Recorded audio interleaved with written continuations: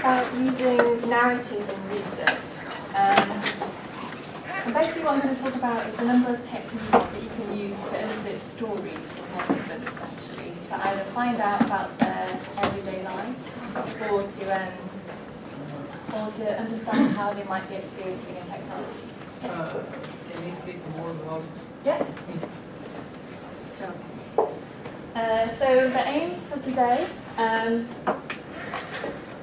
going to go over a number of these techniques.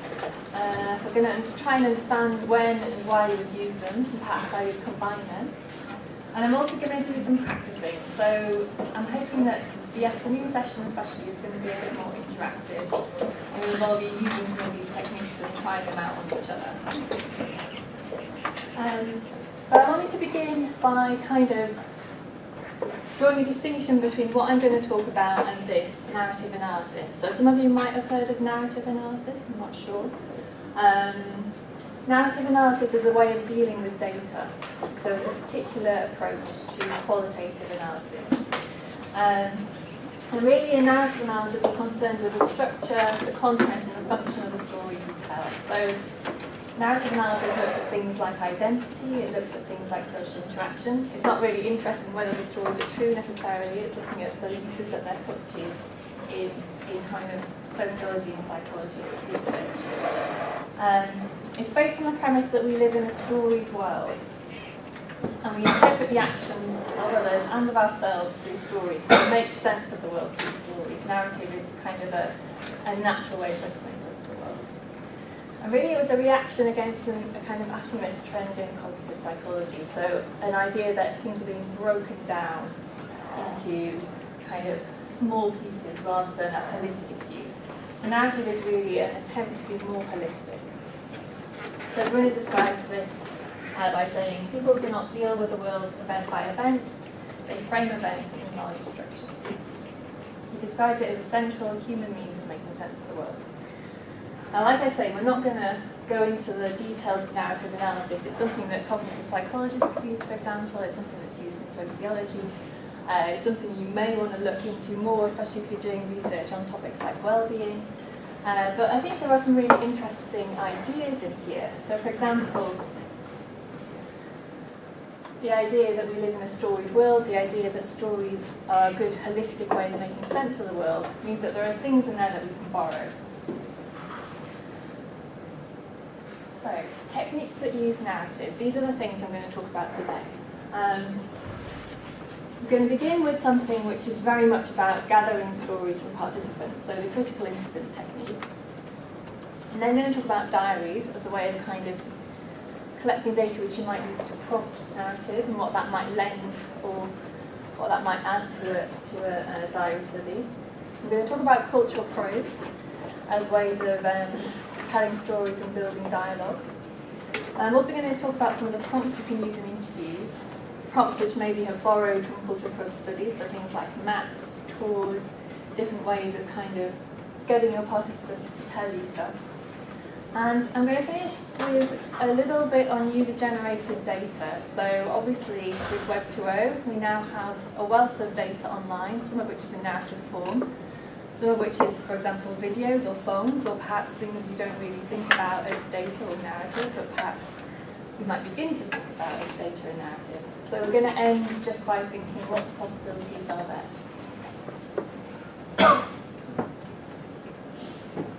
So the critical incident technique is the one I want to begin with.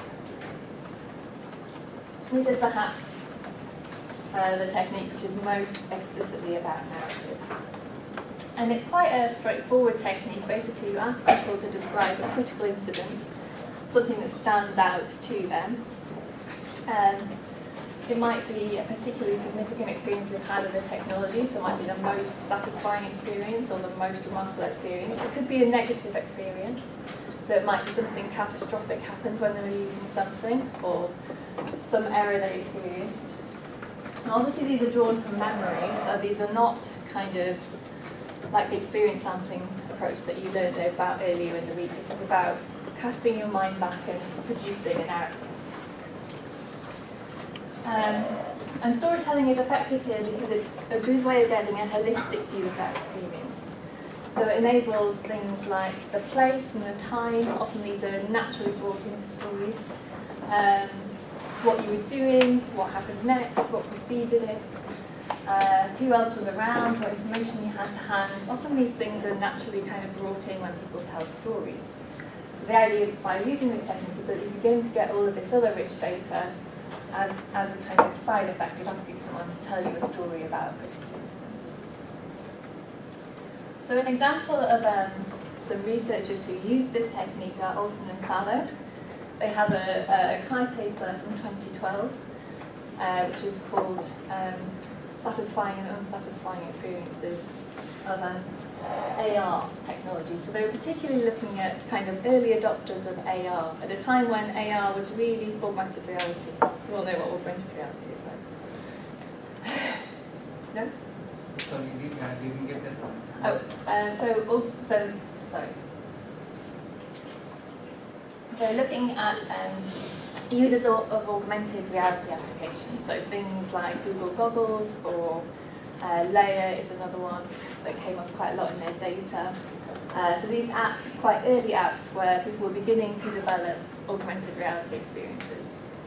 And they were interested in kind of collecting narratives of those experiences. So what were the most satisfying experiences people had had with these technologies, and what were the least satisfying? So what kind of frustrations have they experienced? And they did this, they wanted to get quite a large number of narratives, so they collected these using an online survey, which they distributed through like webmail and web groups that were interested in AR. So they looked for these people who were like early adopters, early AR users. The aim here was to understand the activity or the goal that the participants had had, the characteristics of the experience, and the features of the application that might have underpinned that experience. And they were also very interested in context, so they used narrative as a way of tying in these experiences to contextual factors and the other activities that the user was doing, and also cultural influences. They also complemented this sort of request for a narrative with a survey. So they asked people to describe some critical incident that they'd experienced, and then they asked them to complete a survey which measured aspects of the experience. So looking at things like Passensals, pragmatic and hedonic experiences, for example. They looked for those things via a complementary survey. I'm not going to go much into how you would analyse this kind of data today, but I just want to sort of highlight grounded theory. Have you learned much about grounded theory during this course? A little bit? Yeah. So just to kind of say why this is particularly relevant here. Now when you do this kind of study, yes? No. Oh, you were just distracting. Okay. Yeah, when you do this kind of study, often you kind of go into it with a very open-ended question, like what is the most satisfying and least satisfying experience? This is an extremely open-ended question you're asking your participants. So often you have to accept that you're not really going to have a set of categories that your data is going to slot into. You have to develop those yourself. And often the way of doing that is to use grounded theory, where your analysis is very much data-driven, comes from the bottom up, rather than just simply classifying things and putting them in boxes. So, just to kind of recap, in case this is a bit new to some of you, with grounded theory you begin with a kind of round of open coding, where you basically go through the data and look for things which are standing out as a way of almost summarising your data in code form. So you look for the points which are beginning to surface. You link these together with around axial coding, so you look for how your data begins to cross-link across participants and within narratives as well.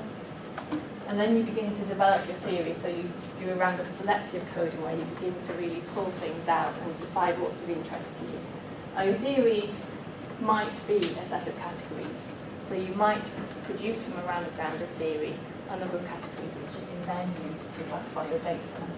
And that's what Olsen and Fallow did. So they used grounded theory to construct a set of categories which they could use to describe these experiences.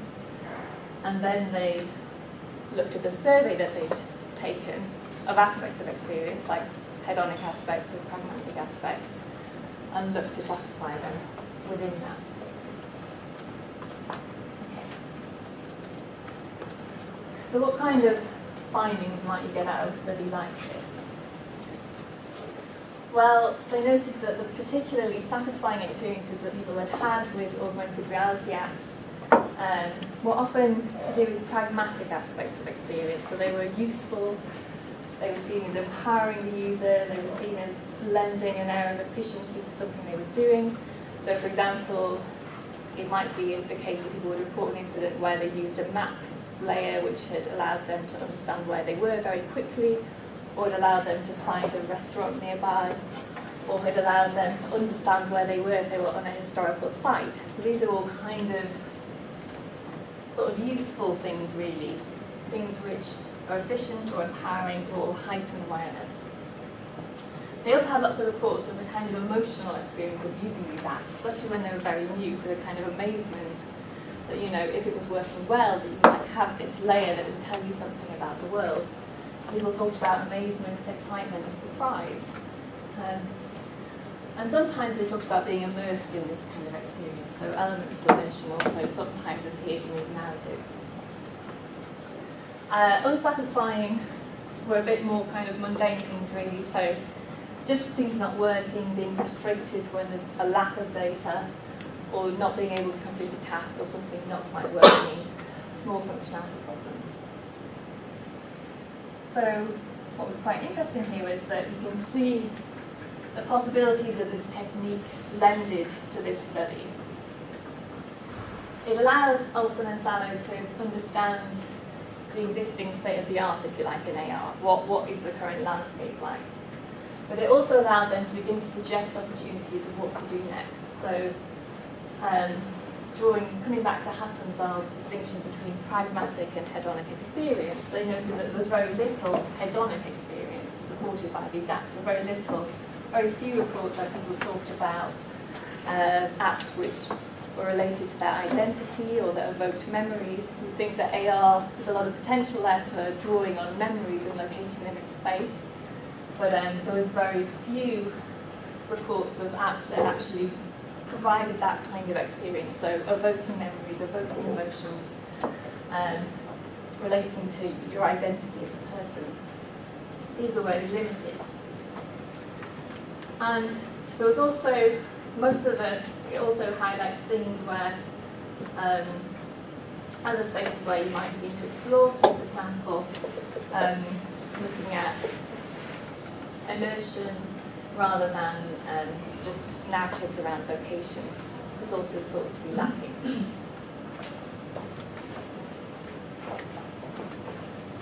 Some of the limitations of this technique, obviously you're looking at critical incidents, so you're not looking at everyday things, and you're not looking at things which may fly below the radar somehow. So things like play or creativity, sort of silly experiences might not really be reported with this kind of technique.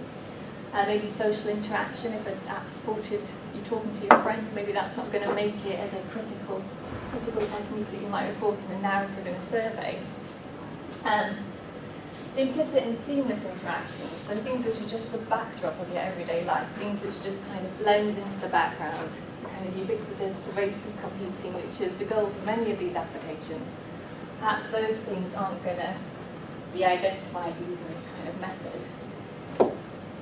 And then, of course, you need to justify the fact that you're relying on memory. So you're not doing something like experience sampling or a diary study where you're asking people to report things constantly. You're asking them to cast their mind back and tell you what happened maybe 3 months ago. So how reliable is that resource?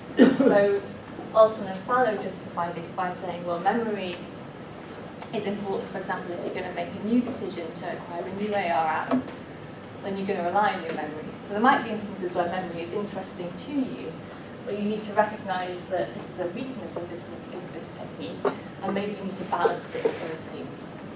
And of course, all techniques have limitations, so balancing is important.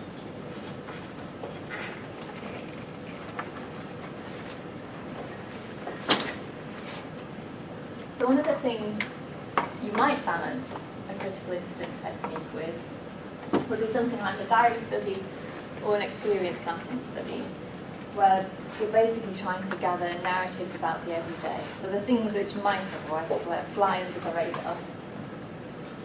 Of course, with diaries, you can record something. You could ask the user to record what they're doing on a daily basis, or perhaps whenever a particular event happens. So it might be every time they go online, you want them to do a certain, you want them to record their situation. With the experience sampling, I think you've already covered, so I'm not going to really go into it. But again, these are kind of prompted ways of gathering data. So you gather data when you're kind of triggered to do so by some kind of app or some kind of external stimulus, which is basically controlled by the researcher. So I want to give you an example of a study which I did with some of my colleagues, where we basically gathered narratives about web use in a very mundane, everyday context and tried to expand some of the existing frameworks that existed about how people use the web, basically. So in this study, we basically wanted to expand a number of web taxonomies which already existed, which were basically ways of categorizing web activity. So there were plenty of frameworks for understanding how people use the web, which look at things like whether you're communicating or whether you're doing some kind of transaction, like perhaps you're buying something, whether you're browsing, whether you're searching for something specific, or whether you're kind of just consuming information. So maybe you're watching a film or something. So people use the web in very different ways. And there are these existing categories that look at these, but most of them are kind of pre-mobile, pre-Web 2.0, and we thought maybe they needed updating. So we decided to do a study whereby we used diaries, a bit of affinity diagramming, and in-depth interviews. And it's the interviews that I really want to focus on, because they were where we kind of gathered narratives about these activities that helped us kind of expand quite differently the existing frameworks. So this is kind of an example of one of the diaries that we gave out. So what's happening here is that we had participants who were asked to keep a diary of their web use for a week.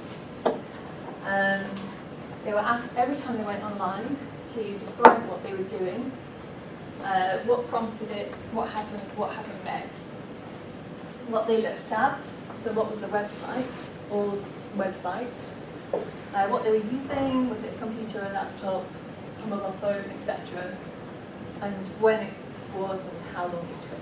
So it's quite a simple diary, but obviously it's always time-consuming to complete these kind of things. And really doing this helped us get to, first of all, it helped us get to a different level of data that we'd get if we were using a log. So, for example, this person talks about how he's looking at Google Street View. And if I was looking at a log of data, I would probably imagine that he wanted to go somewhere. He was looking for an address, maybe he wanted to navigate to a place.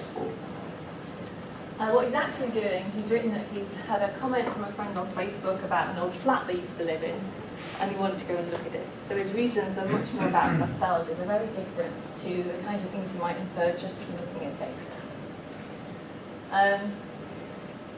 What we did after we'd asked participants to collect these diaries was we got them to talk through each incident, so tell us a story about each incident in this diary.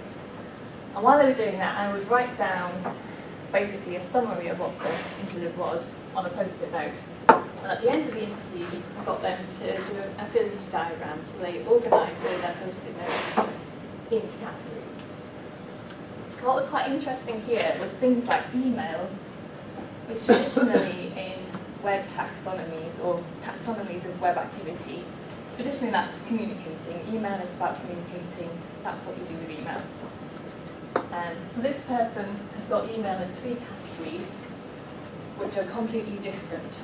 And they're basically different ways of using email. Some of them are about entertainment, some of them are about keeping in touch with friends, and some of them are about killing time. So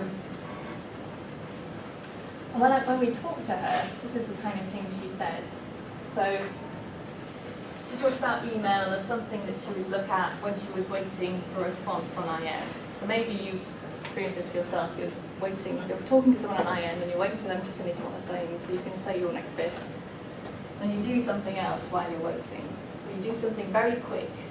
It's not something that you can really get involved in or get immersed in or get distracted by, but it's something that you can do very quickly while you're waiting for something else to happen. And she talked that she would also do this, for example, if she was stuck at work. She would quickly look at her email and then go back to what she was doing. When we asked her a bit more about this, she talked about how she would get annoyed if she found an interesting email in her email inbox while she was at work and she was doing this kind of clicking thing. So if there was an email from her mother, she didn't want an email from her mother when she was at work. She wanted it when she was at home and she could have the mental energy, if you like, to invest in responding and thinking and reading. So this was a kind of weird thing. This is not communicating. This is taking a break, sort of. It's a bit like looking out the window. It's a bit like doodling. It's like many other things which are not really anything to do with the traditional web taxonomies that existed.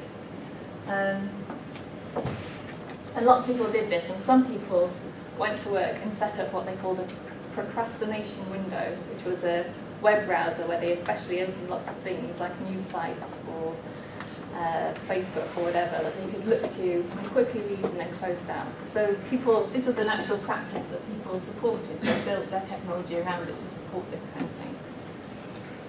So we called this respite, which basically means like escapism. And it was really one of the, we called it a mode of web use. So it's almost like a frame of mind you're in when you're using the web. And it was one of the things that really set us off on a different path to producing a very different framework of types of ways that people use the web to those that were already existing. But it was really important that we had these narratives. So what I really want to press home here is that these narratives were kind of essential in helping us understand this. If we just use the diaries or if we looked at a log, then there's no way we would have got this kind of information. We wouldn't have got these stories about how people use the web, and we wouldn't have been able to interpret this in a different way. Okay. So, what I want you to do now is just spend 5 minutes having a bit of a think about the advantages and the limitations of these techniques. Now, do you remember enough about experience sampling to be able to do this? I know you covered it this week, so I didn't want to just kind of repeat it, but it's basically, diaries are about recording stuff at the end of the day, so or when something happens. And experience sampling are about recording information when the researcher prompts you. So it might be every time you open an app you get prompted, or it might be at random intervals of the day you get prompted to answer a series of questions. Do you feel able to do this? Yeah? You can do it in pairs if you like.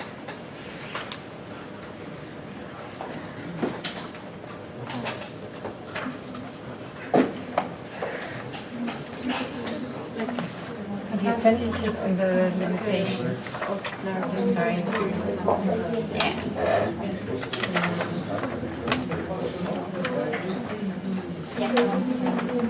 Would you like to think about it together?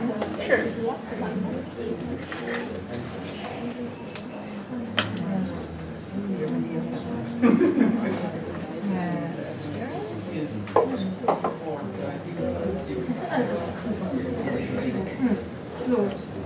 Okay.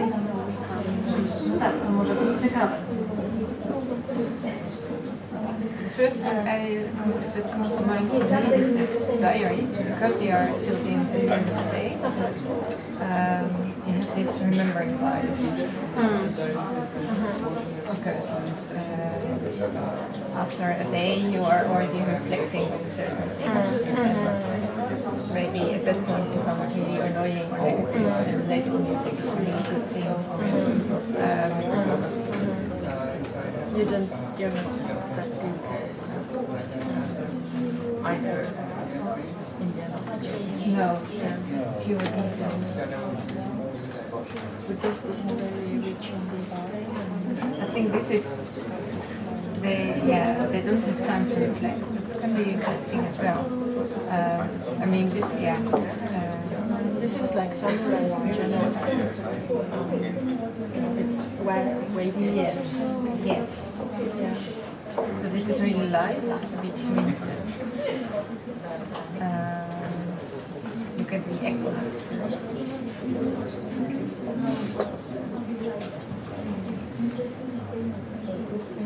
I think this might be really disturbing as well. This black period. In sense of the day or also in sense of the week or a couple of weeks. Doing experience something for a couple of weeks is probably very interesting. Yeah, you can do this for a longer period.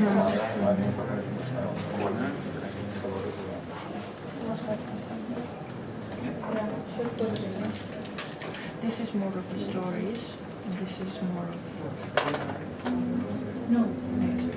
what it is experiences.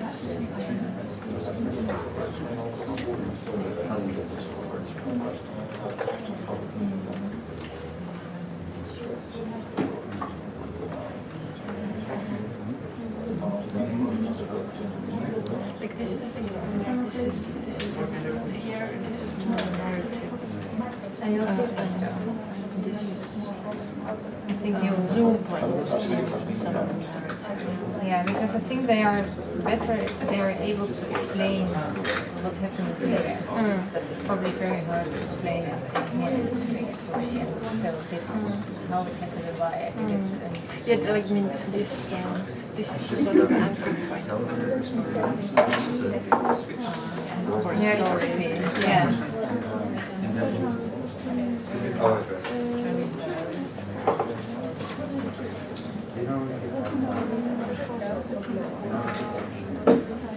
Actually, my colleague used this on asking people to carry their diary with them. Yeah. So the whole day and write in it every time they came across certain things. So it's not really the classic way of using diaries. Okay, so I now it's notice somewhere here. it's somewhere in the middle. And how it works for him? Yeah. There are a lot of people who fill out. Does anyone want to shout out some advantages of these techniques that help you kind of used to it every day? A bunch? For the diary, it's easier to record the evidence from the user. This is the advantage, and disadvantage is for the researcher. They have to go through all the stories, and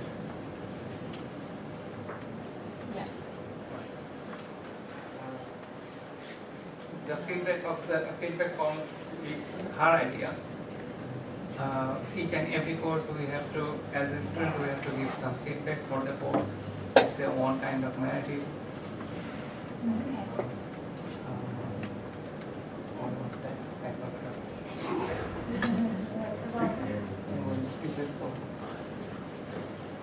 No, it's to say that it's a form of narrative, feedback forms in general. Yeah. Just collect. Yeah, I guess it's quite open-ended. Yeah. And one disadvantage for the researcher as well, that each and every time if I have to record something, it's a kind of evidence. So in some cases I might lie. Yeah, then you're bound by But, this. yeah, but if you provide some questionnaire or some other form of without any with anonymous name, then I might tell true all the time. That's one. Okay, so you think maybe the fact that you'll identify might lead you to lie or maybe a hint? Yeah. So, At least for Yeah, the it's course feedback, I always, if there is a name for that, I always write the good, very good, very good, very good. Although I sit all the time in the class.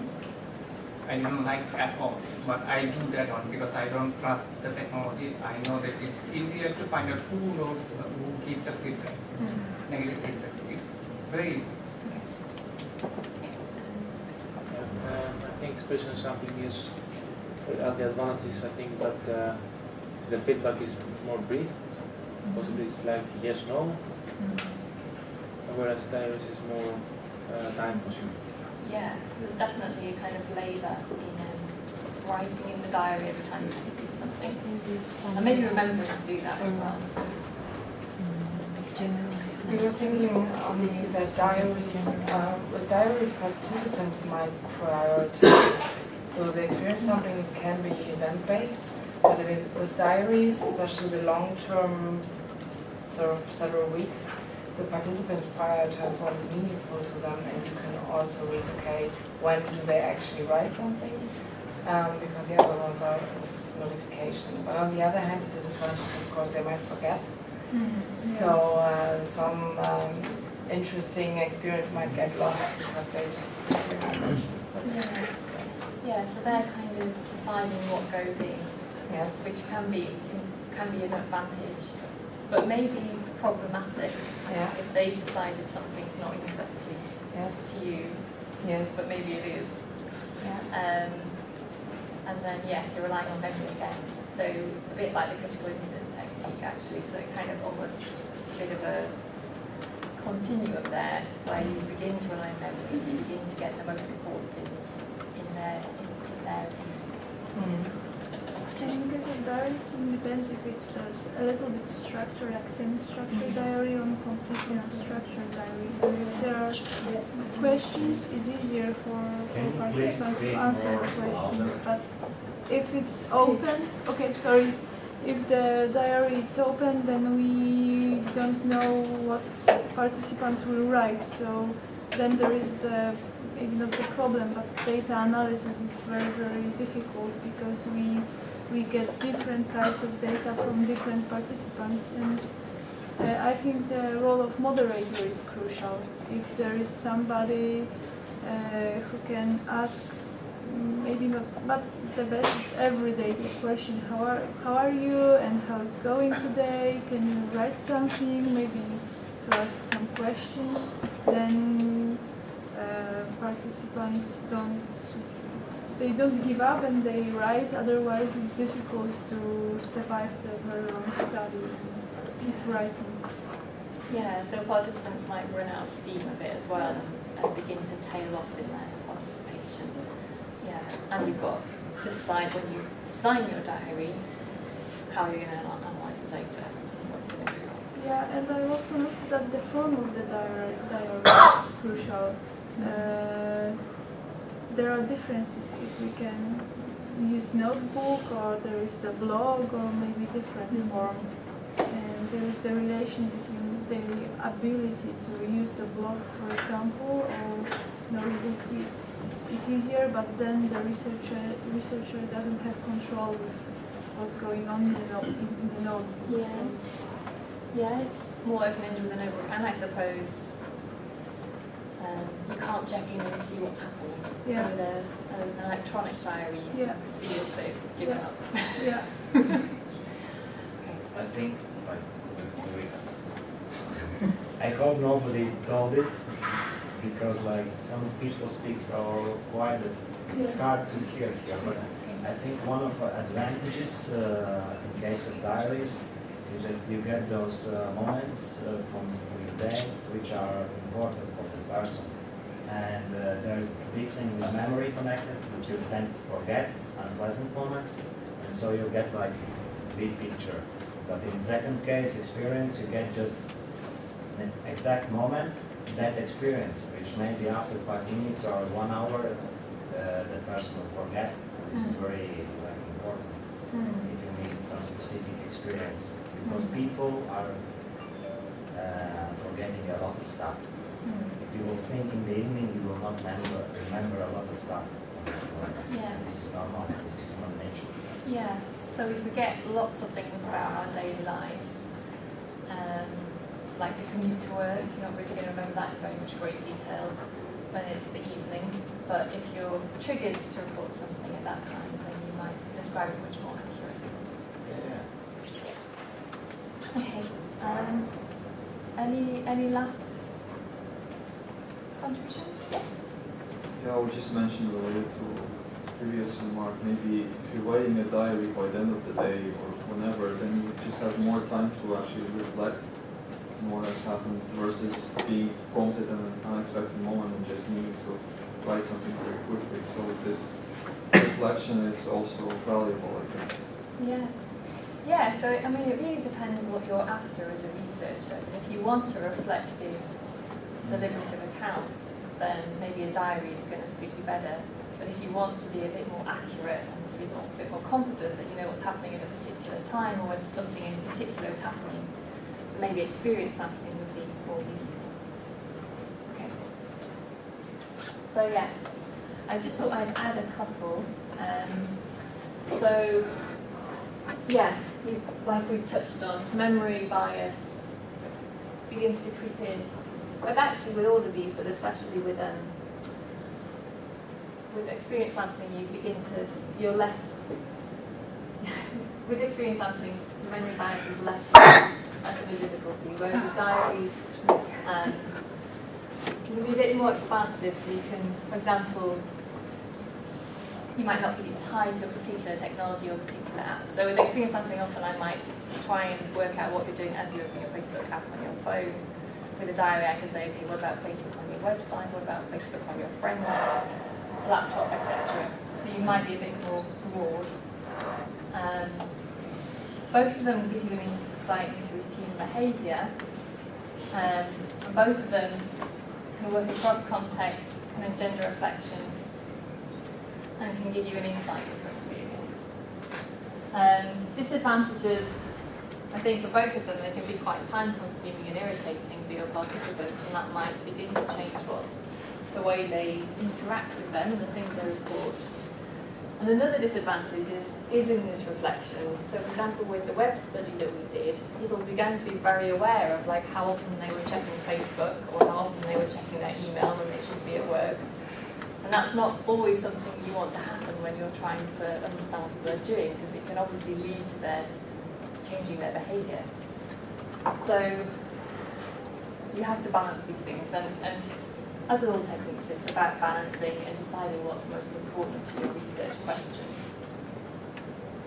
Okay. So I wanted next to talk about cultural probes, which is quite different to some of the things we've been talking about so far, and quite a diverse technique. So this is Bill Gaber's description from the first paper in which he described cultural probes. These packages of maps, postcards, and other materials were designed to provoke inspirational responses from elderly people in diverse communities. Like astronomic or surgical probes, we left them behind where we had gone and waited for them to return fragmentary data over time. So quite a different approach to data collection. And I'm not sure if have you all come across cultural probes, or is this completely new to some of you? This is completely new to anyone? New? Yeah, okay. So the things so basically to get a bit more context, in this project it was an EU project where Bill Gaber and a group of his colleagues were working with elderly people to try and develop some technologies to kind of support community, I suppose, to help them feel a better part of their communities. And their participants were all over the place. It was an EU project, so they were not all in the city where they were based. They were kind of scattered across different cities in different countries. And they wanted to engage with these people, but they couldn't be there all the time. They couldn't be doing ethnographies in 5 different cities. They didn't have the scope to do that. So they came up with this method whereby they wanted to leave things with their participants. And they wanted these things to be a bit like a gift, I suppose, a bit something to make them think, something to excite them, something to keep them interested in the research. The things that they gave them were maps and postcards with questions and disposable cameras and things that they could kind of appropriate. So they were quite ambiguous things. They could be used in different ways. They could be filled in different ways. There was no real clear sense. It wasn't like the diary study that I just described, where it was like, okay, use this for a week, fill it in every day, give it back to me in a week, and we'll talk about it. It's much more open-ended when you're using probes. Now, there's been lots of papers about cultural probes and whether they've been used and misused appropriately. Because it's such an ambiguous method, people interpret it in different ways. And some people kind of seem to take the approach that a cultural probes pack is essentially a map, some postcards, and a disposable camera. And thus, what you should do is give your participants a map, some postcards, and a disposable camera, and you're on your way, you're using cultural probes. And that's not really what the method is about. So, Conor Graham et al. Have written a really nice paper, I think, about cultural probes, which was published in OSCI. They reflect on why it is that these things work and what it is that they do. So I'm just going to kind of talk you through this paper, but if you're interested in using this method, I would really recommend that you read this and that you read Kirsten Boner's paper on probes as well, because those are two really good resources that reflect on the way that they've been appropriated over the years. So, first of all, I'm stating the obvious, but probes work because they are capture artifacts. So, cameras, maps, post-its, but other things as well. So, Jane Wallace has done some work with people with dementia, where she created a family tree that they got to complete. And she made some brooches out of fabric from old dresses that the person with dementia wore. So they could be very, very different things. But they're things that allow you to gather data. This data is often a kind of autobiographical account. So these are not kind of ways of understanding specific things often. They're often ways of kind of opening up autobiographical stories. And that might give you insights into the routines of the everyday life, or, for example, what everyday circumstances are like. So people might go around taking photos of things that they encounter frequently, or places that they often go to, people that they often interact with.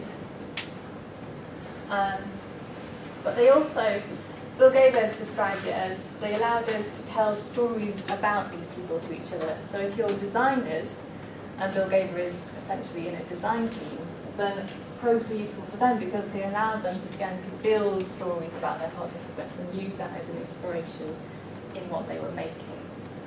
So you can use probes as kind of data collection, but you can also use them in design inspiration, if you like. They make the invisible visible. So, like I say, this might be people or places or things that you didn't encounter, perhaps if you were interviewing, or maybe even if you were doing ethnography. But also things like emotions, aims, and wishes. Often probes are designed to try and get to these kinds of things, so the things that maybe are not so pragmatic. They position the participant as an expert. So they allow the participant to say, okay, this is what's important to me, this is how I'm going to interpret this, and I'm going to show you these things. So the ambiguity of them means that you're kind of you're handing it over to the participant, if you like, you're saying, okay, tell me what you want to tell me, rather than, I'm going to ask you a series of questions and I want you to answer them. And the idea here really is that you begin to open up dialogue and conversation. So they're a starting point. And often people have conversations around probes afterwards. Jane Wallace in her practice often makes probes iteratively. So she might make something and have a conversation, or look at the completed probe with the participant, and then she might make something else. And she sees the making as part of this dialogue. You're trying to put yourself across as someone that's deserving of the participant's effort in completing the probes. Probes are not easy things to complete. They are time-consuming. They are like projects for the participants. So if they're going to do these things for you, she likes to put the work in making the probes, making these beautiful things for these participants as a kind of ongoing dialogue. So what probes do, well, they're a very humanising kind of research. So they encourage people to make very personal accounts. But these accounts are fragmentary, so you're not getting the whole picture with probes. It's not like an ethnography where you're trying to really understand everything. You're really kind of just getting the things that the participant chooses to tell you, and these might be quite small fragments that they've picked out as particularly meaningful. And they work on uncertainty, so there's an ambiguity in what the participant's supposed to do. And there's an ambiguity in how you interpret them as a researcher. They might have appropriated them in quite an unexpected way. And this working out is often something that's done in follow-up interviews, so where the participants and the researchers sit down together and try and figure out, okay, so what would a design be, or what would a technology do for me? So it's very much a kind of collaborative process, if you like.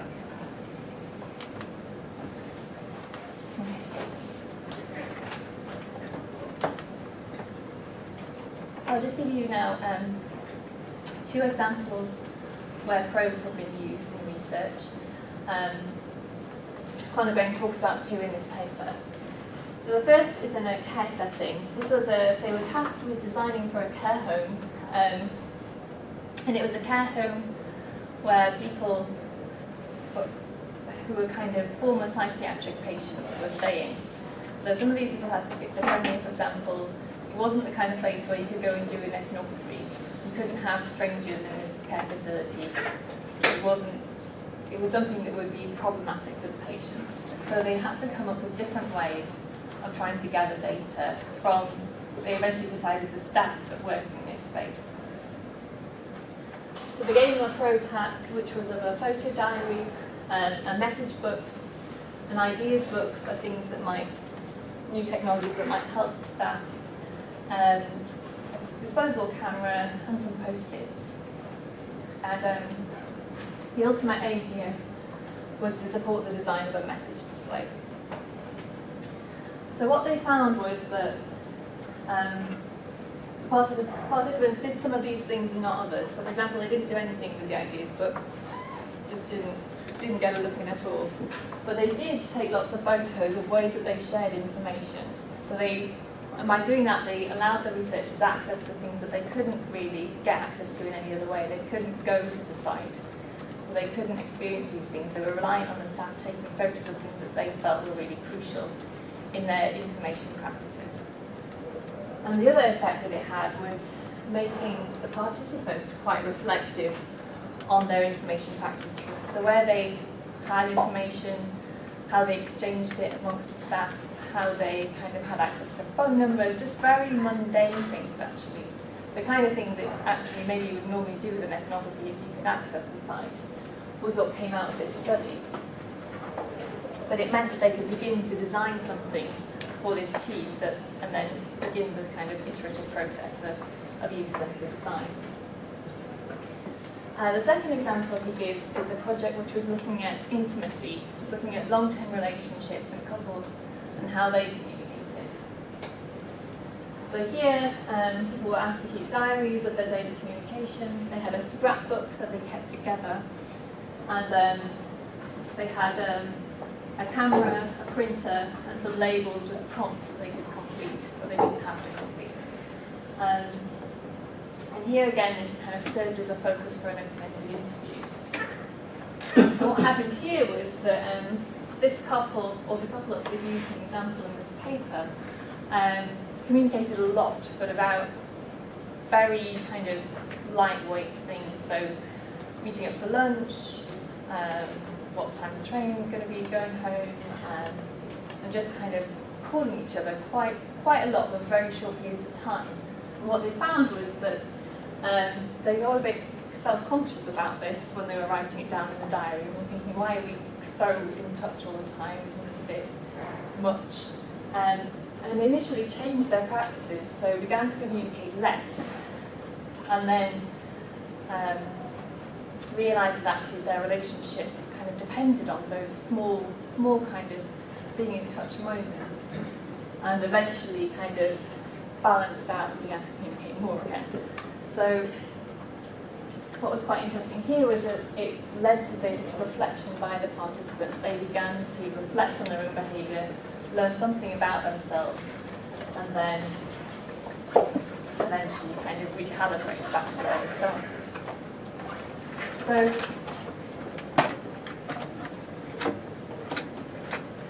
So both of these projects are ways of trying to get data where data is difficult to gather. So in a care home, or when you're looking at something like the relationship practices of a couple, these are things where you can't really necessarily go in just with one interview perhaps, get to the bottom of a situation. You need to do something a bit more subtle, maybe a bit more ambiguous and a bit more playful in some of these situations as well. So that's what these researchers have done here. But I just wanted to finish before lunch with one final example, which is where probes can be used as a means of data collection. So a bit more kind of maybe the kind of research that you might be used to. So in this study, Daniela Petrelli and her colleagues were interested in how you might support memory in the long term. So this is in a context where people are creating life logging devices or ways of capturing memories quite passively. So for example, you might have a wearable camera that records an image every 10 seconds. Maybe Google Glass is like the next potential device that could do something like this. So you have potentially cues to memory stored. And they were kind of interested in what the active process here might be. So what would you want to know? If you were looking back in 25 years' time, what would you want to know? How would you go about remembering that? Why would you want to remember it? And how might that happen? And what they did was they gave them some probes, and especially a time capsule to make as a family that would be opened in 25 years' time. So do you all know what a time capsule is? Yeah, like a kind of plastic bottle or something that you kind of put stuff in and then bury it, and then in 25 years' time you dig it up and you see what's in there. That was the kind of idea here.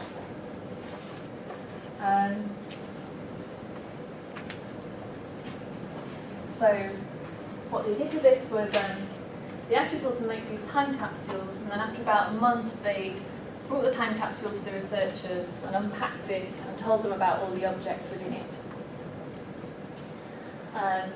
And Petrelli et al. Then transcribed these interviews. They kind of labelled key phrases, they did some affinity diagramming, and they did basically a thematic analysis.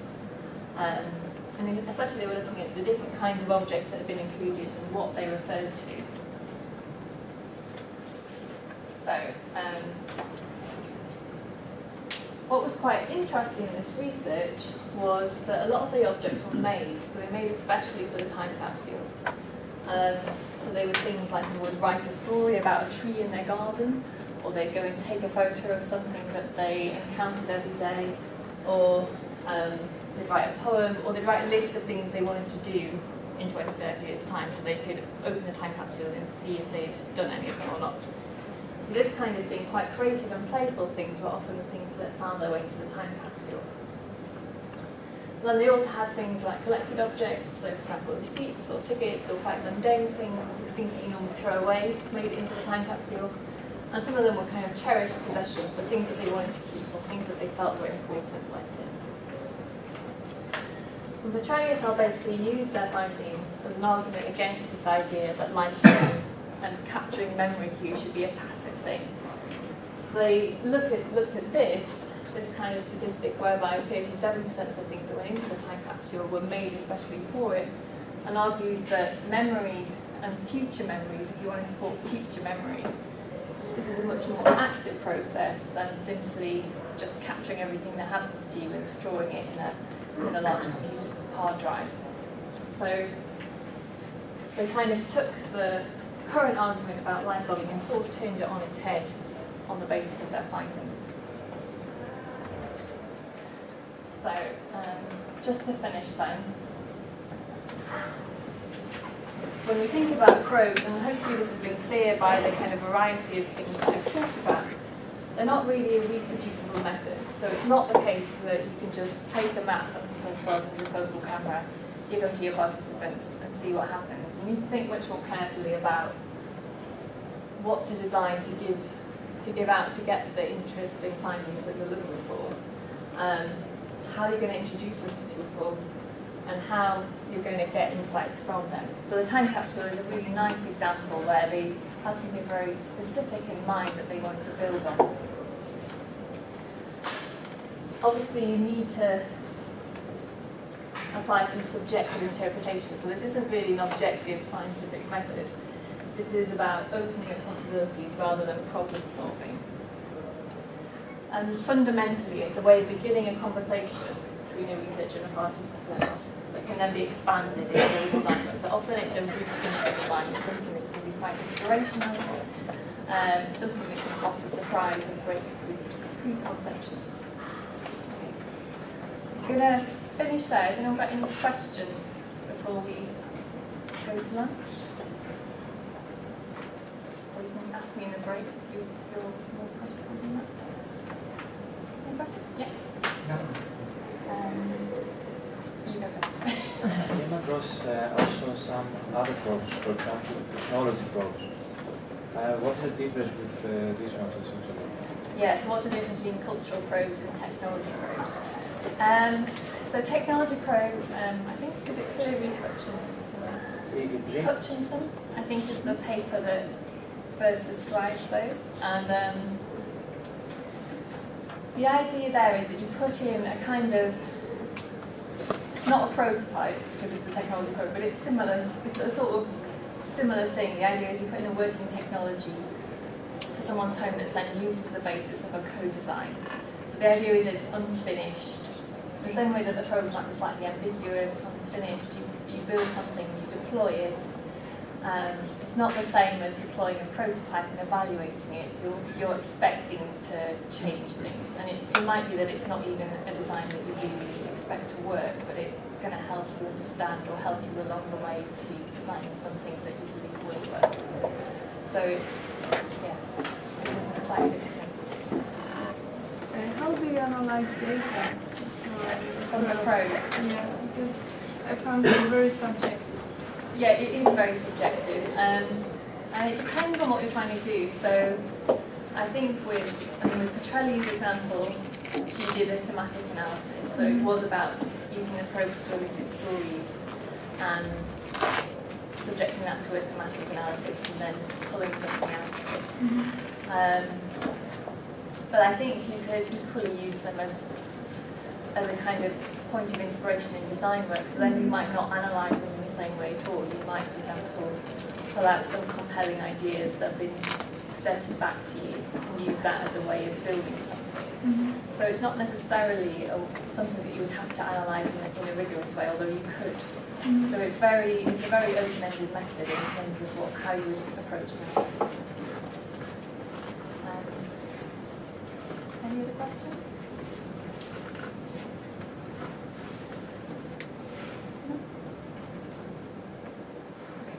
Okay.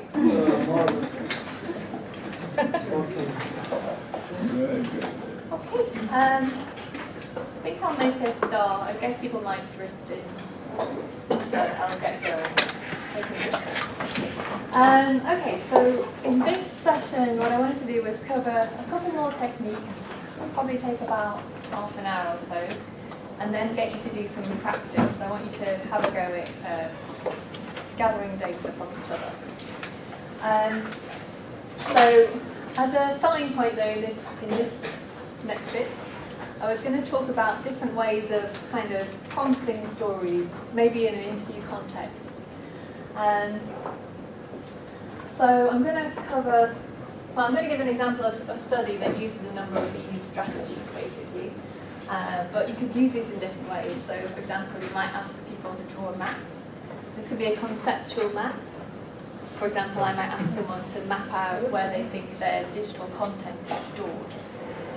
Is it on Dropbox? Is it on Google Drives? Is it in OneDrive? Where do you live? Or I might ask them to draw a physical map of places that they go to. I might ask people to give me a tour. So quite often researchers will ask people to give them a tour, maybe of a technology. So I might ask you to give me a tour of your website or a homepage of a particular service or your phone. But I might also ask you to give me a tour of a location. So for example, your home, I might ask you to show me where all the cherished things that you keep in your home are. I'd ask you to do something like produce a calendar, and it might be something where you're looking back at key events, or you're looking forward at things that you anticipate happening. I could ask you to react to some keywords, or maybe I'll ask you to talk about something particular, like a particular kind of possession. So some of the research in HCI more recently has been looking at the idea of heirlooms, things that you inherit. And some of the research there has asked people to describe some of the things that they've inherited and go into depth, and then thought about what that would mean if you were to inherit something digital. So there are lots of different ways I could kind of get you to talk about things in an interview context. And the study I wanted to use as an example here is by Joe Fish Kay, who was published this year at CHI. And they were interested in money. How do people think about their money? How do they save it? How do they spend it?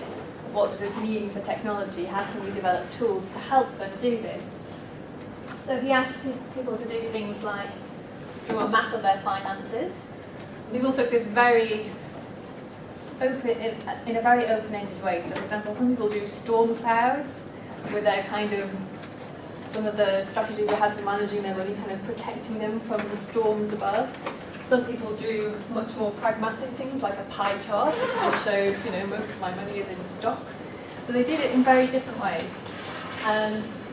He asked people to produce a calendar of their monthly financial events, so you could begin to understand how these things are linked together in time. How does one thing affect another thing? He asked people to respond to keywords depicting certain life events that might have financial consequences. So for example, if you have a baby, or if you go to college and take out a huge debt, obviously these things have consequences. Maybe you anticipate that you'll have a very well-paid job at the end of it, but there are different financial implications there. He got people to talk through all the items in their wallet. So he asked people to empty their wallet or their purse and just describe everything that was in there. And he got some really interesting stories around that, like how one woman had basically opened a store card with a very unlikely store, kind of store I think it was basically aimed at teenagers basically, but where it was very easy to get a credit card basically in this week, which allowed her to build up her credit score in the US. So he began to sort of unravel the things that underpinned their financial practices. And then he asked them to give him a tour of the places in the home where they managed their money, and also the places or the tools that they had on their computers and mobile devices, which allowed them to manage their finances as well. So the idea here was really, he talks about seeing people as other than Homo economicus. And what he really means there is that the idea that people are kind of rational decision makers and that make rational decisions about their finances has long been discredited, basically. And what he wanted to do was not try and understand them as rational decision makers, but understand the kind of decisions they make based on their emotional histories or their personal histories or their family backgrounds. So by doing these methods, by adopting this different kind of range of methods, he was able to find a number of stories that illustrated people's personal practices around money, which were quite different to the kind of rational decision making. And some of them were around thriftiness, so people who would use coupons a lot, but that was as much a kind of part of someone's identity as it was a need to be thrifty, for example. He discovered lots of collaborative practices, people looking after the finances perhaps of their partner or their children, or having some kind of awareness of how the money they were paying their children who were at university were kind of getting on with their finances. So collaborative practices were important. And he also talked about how money was very much seen as a fragmented thing. So it wasn't just that people had this much in their savings account. They had an idea that it would be used for different things. So for example, Some of it might be to invest, and some of it might be for a rainy day, but some of it might be to spend on the bills or to spend on the food shop or whatever it is. And also where it would come from was important. So maybe you have a couple who have a joint account, but the fact that money has come from one person and another person might actually still be significant. They might still have a sense of that. And he uses these findings to argue for things like financial touch. So he obviously people often log in and just have a sense of their account. They don't really do anything with technology to really manage their money, but they just log in to get a sense of what's going on. He talks a lot about the potential for kind of tangible ways of managing money. So he looked a lot at how people basically had paper-based systems rather than technological systems, and the affordances that those things offered. And he talks a bit about collaboration and privacy, how you might begin to balance those things. So, what this topic offers really is a way of tackling a topic which is actually quite awkward to talk about. It's quite difficult to go into someone's home and start interviewing them about their finances. It's not something that people are really that ready to disclose. And obviously there's a sense that you might be doing your finances in a way that's right or wrong. So he talks about the map as being really useful here. You can't really get drawing a map wrong. So he tried to start with something that would allow people to approach this in a way that they felt that they could do it in any way that they wanted, that they wouldn't really make a mistake. They could just kind of answer the question as they felt was the right way. The other advantage here is that they enabled very rich responses. So we got a number of really evocative stories out of people that allowed him to see finance in a slightly different way than you might if you asked someone a more kind of rational set of questions about how you manage your money.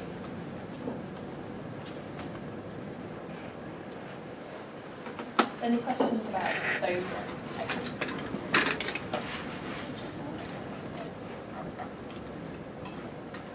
Okay, in that case I'm just going to move on to the last one, which is really beginning to think about user-generated content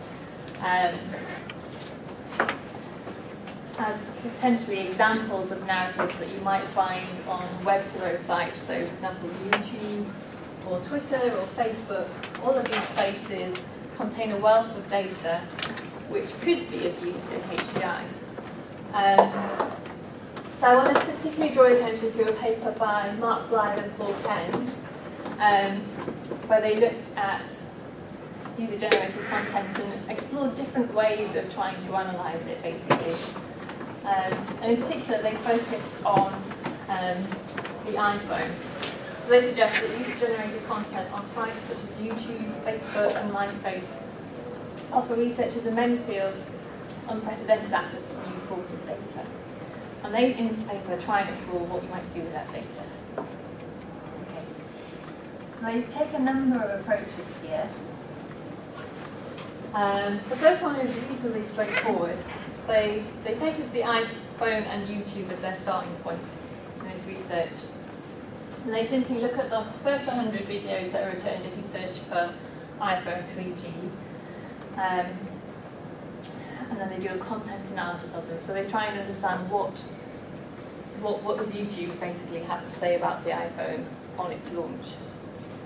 And so they come up with a number of categories. So you have basically reviews of the technology, people just kind of reviewing the iPhone, comparing it to the iPhone 2G, etc. Reportage, so people looking at the cues, the kind of hype around the launch of this product. Unboxing videos. I don't know if you've seen any of these. It's where people open a box on YouTube and film it and give a commentary. But incredibly common. There are thousands of these on YouTube. And then also some more satirical videos. So people, kind of trying to create something funny for the YouTube audience. So that's quite a straightforward way of how you might begin to deal with this kind of data. But then they sort of argue, well, there are more interesting things you can potentially do with this kind of content. So the second thing that they attempt is a grounded theory analysis of comments posted to a particular video, which is in a series of videos where people blend technologies or other things, but lots of things they blend with technologies. So has anyone seen these videos? They're called Will It Blend? Yeah. And they're part of a kind of broader scope of things where people microwave technologies or drop them from high places, etc. Yeah, so they do a random theory analysis of the comments posted to this video and try and understand the reaction to it, basically. And basically they end up with three categories, where people kind of express confusion as to why we would blend this clone, dismay, but also celebration, so kind of celebrating the fact that this product is being destroyed. And they argue that that's sort of interesting. You can begin to understand how people can react to this kind of user-generated content.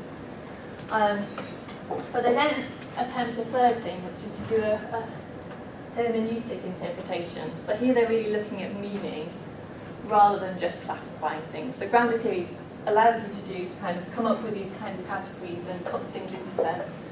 But they argue that perhaps what we're more interested in is to draw on fields such as critical theory, whereby people kind of deal with media and art in different ways. So they, as an example, and I don't think they're trying to say that their interpretation is correct, they're just sort of exploring what you might do with these kinds of data in the paper.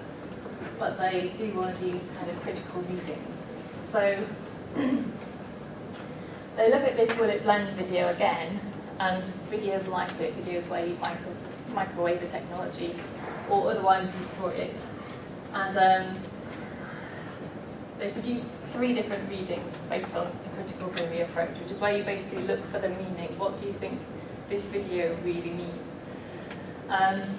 So the first reading they produce is related to a reaction against consumerism. So they argue, well, perhaps these kinds of videos whereby you destroy these beautiful products that people spend a lot of time saving up for is a kind of argument against consumerism. Perhaps we shouldn't be consuming all this stuff. And they draw on kind of arguments relating to sustainability, whereby the amount of technology we go through in our lifetimes is, well, incredible. Now the idea of critical theory isn't just to produce one reading, so then they produce a second reading, which is to say, well, actually, maybe this is a celebration of consumerism, because once you've destroyed your technology, you can go out and buy the next one. So the problem isn't really that you're destroying it, it's just what to do with the body when the new version comes out. And then the third reading is a kind of synthesis of the two, where they say, well, the problem is that you kind of recognise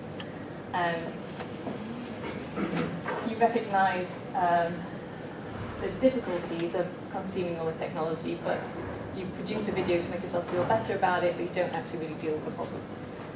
So here they're just kind of borrowing from critical theory to sort of begin to think about, well, how might you deal with this data? But I think the question that they're really trying to get to is, well, what new methods do we need for dealing with these kinds of data? Dealing with user-generated content, we don't really have a good way of tackling it. So there are some examples in the paper, but really what I want you to take from this is that there is this data there, and I think we need to be looking beyond HGI in terms of how we deal with it. Okay, so what I want you to do now is think about the kind of possibilities and challenges associated with user-generated content. And this could be content on YouTube or on social network sites, places like Flickr. And I want you to think about what the possibilities are for research, but also what the challenges are in using it. Just spend 5 minutes and then we'll be back. Okay, should we be back? Yeah. Okay, so does someone want to start us off with some of the possibilities? What might you do with this content?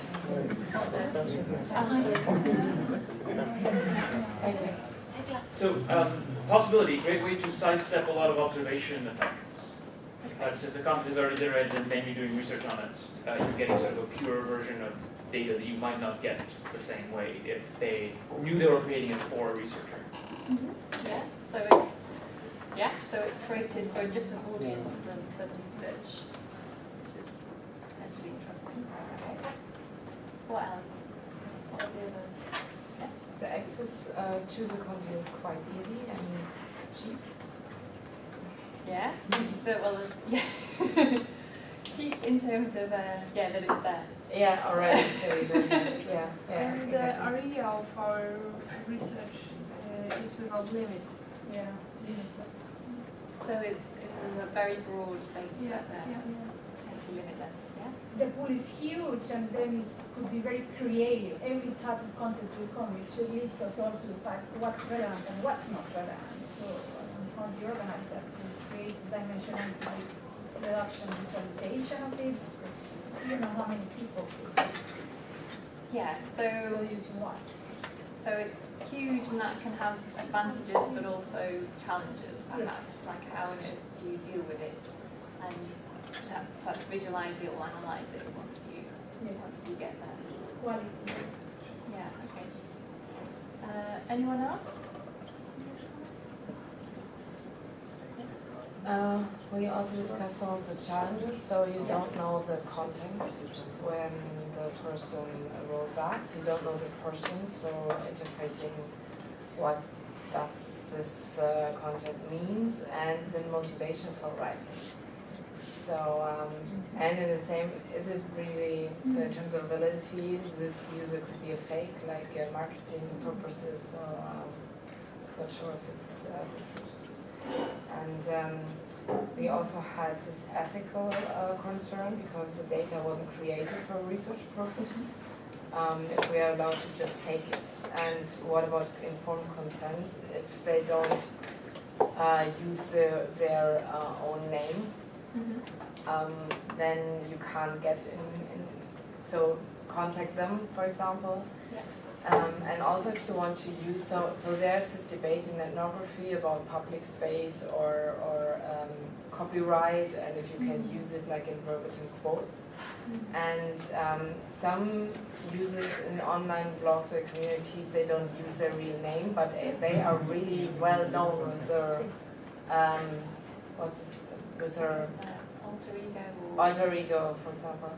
So there's this challenge between, okay, it's like copyright, it's an author, so we should cite this person. On the other hand, anonymity, and it's a challenge. Yeah, so it's a really interesting space in terms of ethics and what are the ethics of analysing data which hasn't been produced for research. Can you just go in and analyse it? How do you then report your findings if you decide that it's okay to do that analysis? So yeah, really interesting kind of spaces there. Okay, any other challenges? Well, it's the same. People can behave really differently depending on the area and the level of anonymity. So one person might, it just like you can never know if that is truth or it's complete lie. It just so many variables that influence it, and it really changes from person to person. So it's questionable how much trust you can put and how much validity this data collected like this actually have. Yeah, so you don't really know much about the data itself to be able to have a sense of whether it's valid. Yeah. Yeah. Okay. Anyone else? Yeah. Okay. Yeah. So I mean, we've got on the one hand this sort of incredible resource, but on the other hand something where actually data analysis becomes really difficult.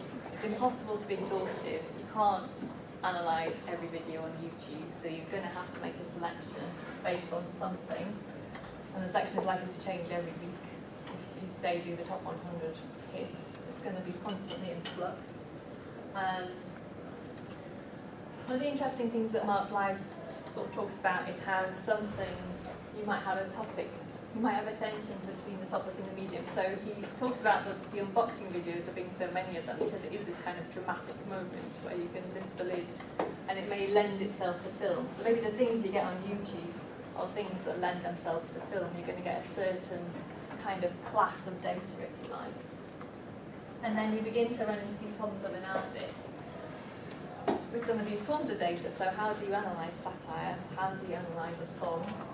How would you even know where to start with these things? And then finally, yes, ethics. Seems to be a very muddy area actually as to what's the appropriate way of dealing with this data. Okay, so I'm just going to summarise reasons to use narrative. So we've talked a lot about context today, how stories draw in a lot of context, temporal context, place, what happened next, who was there. So a good way of pulling in all of these kinds of information in quite a natural way, a way that's very natural to people. It's very easy to tell stories across time, so to pull things together. We've talked about how these methods might be used for dealing with sensitive topics, so things like intimacy or finance. Maybe getting access to areas where it would be difficult to get in there otherwise, like a secure care unit. Another one of the reasons is that it can put control in the hands of the participants. So again, with these quite tricky topics, you're kind of putting control back in their hands rather than asking them a very kind of focused series of questions. And we've also talked about stories might be inspirational in grounding design. So allowing designers to tell stories about their participants can be a good way of supporting inspiration. So, one caveat though, talk is not straightforward. So when people tell stories, the things that they say are not always the things they mean. So the context, I think, is really important. So this is a kind of typical example. Someone might say, I have back pain, and they might mean a number of things. They might mean that they have back pain, but they might mean that they haven't been able to do their exercises and they're making excuses. Or they might mean that they need some sympathy from you. So they might be trying to get to a number of things. And this is exactly what we found in the study that I talked about web use earlier. If you say, someone says, very simply, I'm checking my email, that can mean a number of things. They might be waiting for an email. They might always check their email when they sit down at their computer. They might be bored and flicking to an email just as an escapism. So context is really important, and using stories to get to that content, to build what's around a statement, is really valuable. And finally, well, we've talked a lot about qualitative data and narrative being a qualitative thing. A lot of the studies I've talked about have also used quantitative data. So this isn't an either-or thing. It's not that you should be using qualitative narrative and thinking, I'm not interested in statistics. A lot of the studies that we've used have either produced categories based on qualitative data and then counted things within those categories, or they've used statistics to infer something about a framework that they've developed. So for example, in the AR study we talked about, people surveyed experience so that they could look at what qualities of experience mirrored to what kinds of experience. And of course you need to take this into account at the beginning. When you design your study, you need to be thinking, well, do I want to do any further data analysis on this? And if so, what is that and how am I going to catch that data? Right.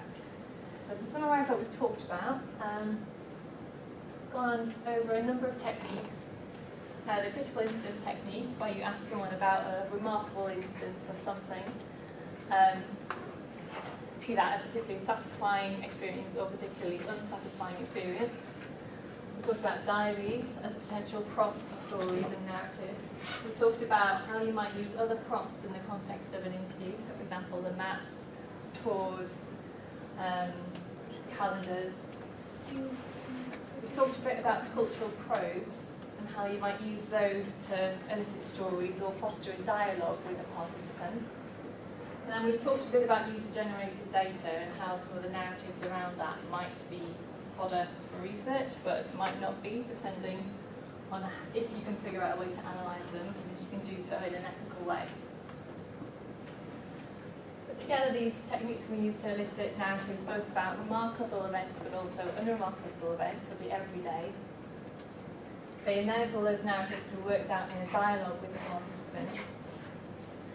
and they can entail an examination of existing data, so user-generated data that's already out there.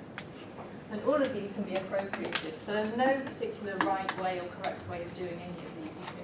You need to bend them to your own will for your research. So, if you have any questions about the techniques, do you want to?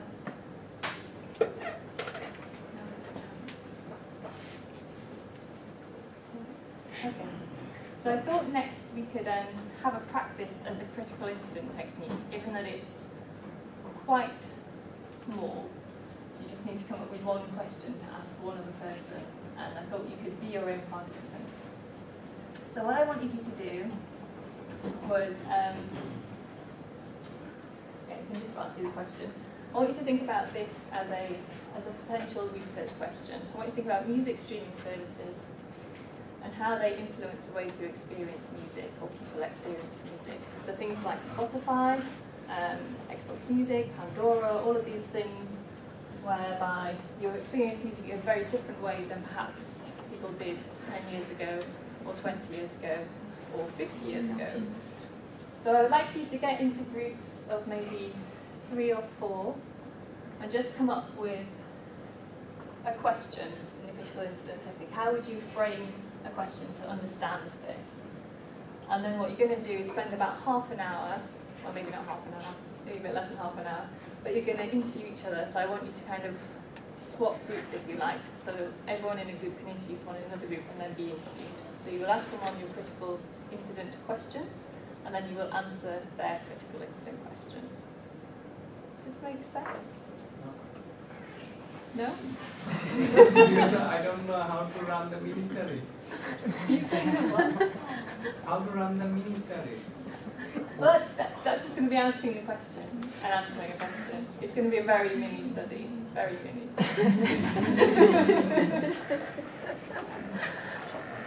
So, okay, so in groups of maybe 3 or 4, come up with a question to elicit the critical incident around the